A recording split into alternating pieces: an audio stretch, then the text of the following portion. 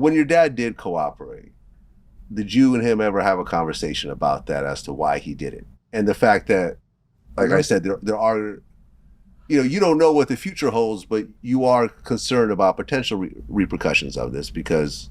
No, it was me and him. Did I have a question? I don't think I have a question. So you guys never had that conversation? No. I have a question. It was like, it was on my side, 100,000%. Stuck with me. And he knew I was gone and I was going to be gone for a while. He had to take care of his mother, sister, and whatever. And we went on together, but not to go into the life or do anything. This ecstasy thing was a bullshit thing. It was a tremendous mistake on his part, on mine.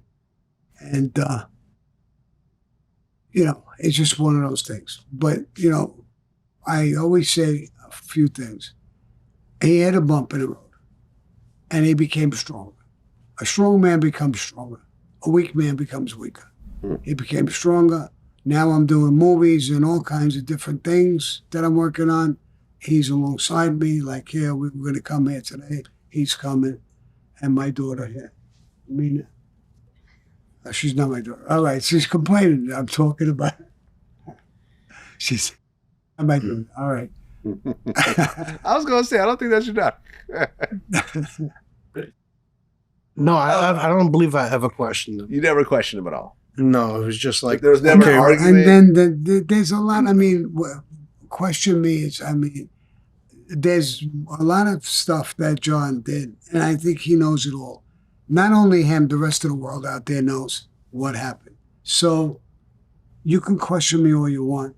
The story is the story. What it is, it is. With me cooperating, if that's what you're talking about. Listen, I personally don't really have a problem with this. And, one of the things that always struck me when I interviewed Freeway Ricky about this is that when he got busted, his plug told on him, cooperated, and this is the guy that they made hundreds of millions of dollars with. And at first he got mad, and then once the anger subsided, a year or two later, he realized that cooperation goes with crime. You can't do crime and get mad when people cooperate. The two are hand in hand. You know what's going to happen. Yes, occasionally you get an outlier that's going to sit there and do 100 years and keep his mouth shut, but that's really more the exception than the rule.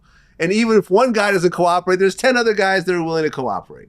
Am I right? As long as they tell the truth. I'm going to give you an example. There's probably 4 or 5 guys in my case, my exit case, that did cooperate. There was one of them that cooperated, but he told the absolute truth from start to finish. Mm-hmm.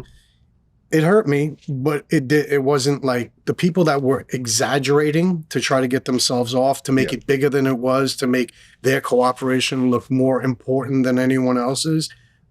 That I have a hard time understanding. If you're going to cooperate, cooperate, but at least don't exaggerate and tell the truth 100%. Did you have a chance? Because look, Sammy is the prize. You're not the prize. Sammy the Bull is the prize, right? When it comes to the feds, right? Yeah, but I was the bait. I was the bait. No, I understand that. You're the bait. He's the prize. Did you have a chance? Did they ever say, listen, fully cooperate against your dad, you can walk free? No, they asked him to cooperate against us, ops. Oh, really? But you never had a chance to cooperate against him? He never, no. That wasn't even an option. Never came up in a conversation. It wasn't an option for me. So you could have cooperated against your son? Against all of them, not just him, all of them. And you would have gotten what, a slap on the wrist? Probably, but I wasn't cooperating. Yeah. So it was a ridiculous fucking question that they asked. Yeah.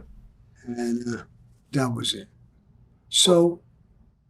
Well, Gerard, appreciate you stepping in this time. We've been in communication the whole time, really. It's been a pleasure. I watch all your stuff. Thank you, man. Thank you. You do a great job. And congratulations on the both of you building up a successful YouTube channel. This is not something that's easy to do. No. As someone who's done it, and I see a lot of people trying to do it, and some people do, some people don't. I think that you guys took it seriously. It turned into a real operation. It's professionally shot. You guys planned it out. It's not just a guy talking to a FaceTime window. And you guys built a following, and you guys have always conducted yourself professionally. I've never had a problem. I mean, me and your dad got into a little bit of an argument before our first interview, but that ultimately got worked out thanks to your granddaughter who stepped in. to mediate it. Remember that whole situation? Yeah. We were both ready to walk out at that point. But ultimately, this turned into a good professional working relationship. Millions of people, like Donald Trump, has watched. Right. How'd you feel when Donald Trump posted a video of my interview with your dad? The president of the United States. The president of the United States. I mean, that's a big deal. That's a huge deal. I'm telling you, I told your dad he owes me a free hit for that, man. Yeah. I got some people I don't like that, I might cash in on that any day now. But yeah, that was a big deal, I think, for all of us. Yeah, to see that. And he's doing a great job. So. Yeah. He is doing a great job. Appreciate you guys coming in. Until next time. Okay. Peace. Love it. Thank you. Adios.